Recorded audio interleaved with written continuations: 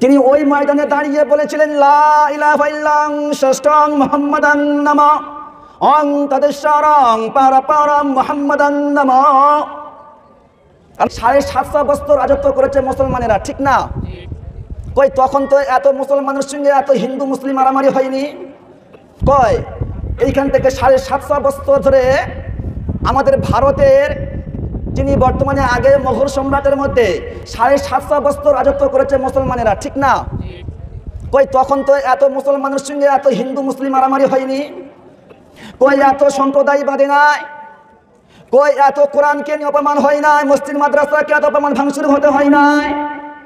কারণ বিশ্বকবি রবীন্দ্রনাথ ঠাকুর কলকাতার মধ্যে শহীদ ময়দানে দাঁড়িয়ে বলেছিল, খবর নিয়ে ইতিহাস খুলে দেখবেন, যতদিন পর্যন্ত তিনি হায়াতে ছিলেন কোনোদিন কোনো দেবীর পায়ের নিচে মাথা নত করেনি। তিনি ওই ময়দানে দাঁড়িয়ে বলেছিলেন, লা ইলাহা ইল্লাল্লাহ ষষ্ঠং মুহাম্মাদান নামা অং তদেশ্বরং পারাপারম মুহাম্মাদান নামা। 3 ঘন্টার বক্তব্যের মধ্যে প্রথম সাবজেক্ট এটাই ছিল যে গোটা পৃথিবীর জমিনের সৃষ্টি করতে হলো আল্লাহ, তিনি শ্রেষ্ঠ, মুহাম্মাদান নামা। টানার পরে পৃথিবীর জমিনে আল্লাহ যাকে নেতৃত্ব করার জন্য কেন শিক্ষক মাস্টার করে আল্লাহ পৃথিবীর জমিনে পাঠিয়েছেন, নাম তার মুহাম্মদ, সারা মানবের সেরা নেতা। জোরে বলেন সুবহানাল্লাহ। টানার মধ্যে যদি এইরকম একটা আদর্শ ভালো থেকে থাকে, মুসলমান আজকের দাঁড়িয়ে বলতে পারবো যে আমার মধ্যে রসুলের পরিপূর্ণ আদর্শগুলো মেনে আমি চলতে পারছি। বাদশাহ ঔরঙ্গজেব তো তিনি 750 বছর পর্যন্ত রাজত্ব করার পরে তার একটা ছোট্ট বিচার আমি তুলে ধরি আপনাদের কাছে, তারপরে যে কথাগুলো দিয়ে শুরু করলাম লাস্টে বিস্তারিত যাব। তানার একটু আগে হুজুর বলছিলেন, তানার একটা সেনা ছিল, মন্ত্রী ছিল, নাম তার শের খান। কি বললাম? শের খান। ভালো করে বুঝবেন, শের খানকে পাঠিয়েছিল কাশী বলে একটা রাজ্যে। ওই রাজত্বটাকে, ওই দেশটাকে তাকে দায়িত্ব দিয়ে পাঠিয়েছিল, তুমি কাশীতে চলে যাও। শের খান যখন কাশী থেকে পৌঁছালেন, গিয়ে দেখছে যে সেইখানে একটা বৌদ্ধ ব্রাহ্মণ ঘরের কন্যা, নাম তার শকুন্তলা। ভালো করে বুঝবেন, গেলে আমাদের গ্রামে অনেক শিক্ষিত ওলামারা আছেন, জিজ্ঞাসা করবেন, নাম তার শকুন্তলা। শের খান একটা মুসলিম হয়ে ওই শকুন্তলার প্রেমে পড়েছিল। যখন শকুন্তলা প্রেমে পড়ে, শকুন্তলার আব্বাকে ব্রাহ্মণকে খবর দেয়, তোমার মেয়েকে আমি ভালোবাসি, আগামীকাল তোমার মেয়ের বধূ সেজে আমার কাছে নিয়ে আসবে, আমি তোমার মেয়েকে বিবাহ করব। ব্রাহ্মণ বলেছিল, তুমি একটা মুসলিম ঘরের সন্তান, আমি ব্রাহ্মণ ঘরের সন্তান, আমার কন্যা তোমার সঙ্গে বিবাহ কি করে দিতে পারি? কোনো কথা নাই, আমি এই কথা বলবো না, আমি অন্য কথা বলবো। অসুবিধা হচ্ছে? আমি বোঝাবার জন্য শুধু আপনাদেরকে এই হুজুর যে কথাগুলো আমার বয়ান তো হুজুর ধরিয়ে দিয়ে গেছে। বান্দার আল্লাহ মানে বান্দা ভাবে এক, আল্লাহর সিদ্ধান্ত এক। আমি যে বিষয়ে বক্তব্য করার জন্য আমার উদ্দেশ্য ছিল সেটা ঘুরে গিয়ে আমার বক্তব্যের লাইন সাবজেক্ট হুজুর ধরিয়ে দিয়ে গেছে, তাই তুলে ধরলাম। আপনাদের অসুবিধা হয় বলবেন, বাবা আমার কষ্ট দেবেন না, কারণ আমি আপনাদের মুসাফির, ব্যথা দিবেন না। আপনি তো একটা মুসলিম ঘরের সন্তান, আর আপনি আমার ব্রাহ্মণ ঘরের কন্যাকে বিবাহ করতে কি করে চান? বলছে কোনো কথা শুনি না, আমি বিবাহ করব।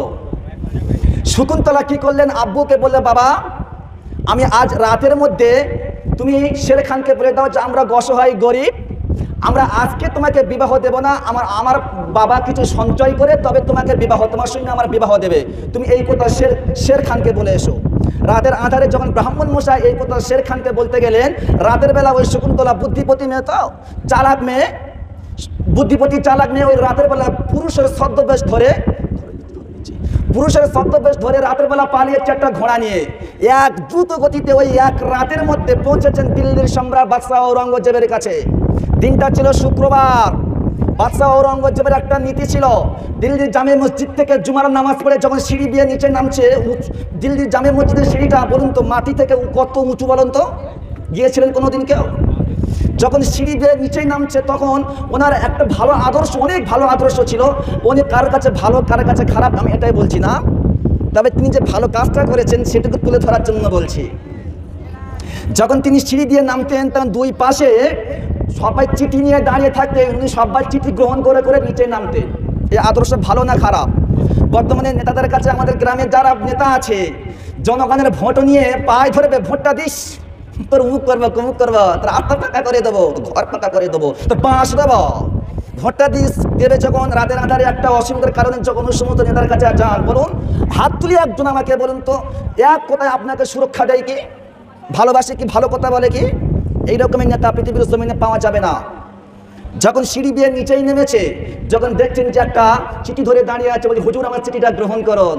বলছে তুমি যে মহিলা, তোমার কাছ থেকে চিঠি গ্রহণ করবো, আমি হাত দিয়ে নেব না। আমার প্রহরীকে বলছেন ওর কাছ থেকে চিঠিটা নাও। হুজুর আপনি বুঝতে পেরেছেন আমি মহিলা?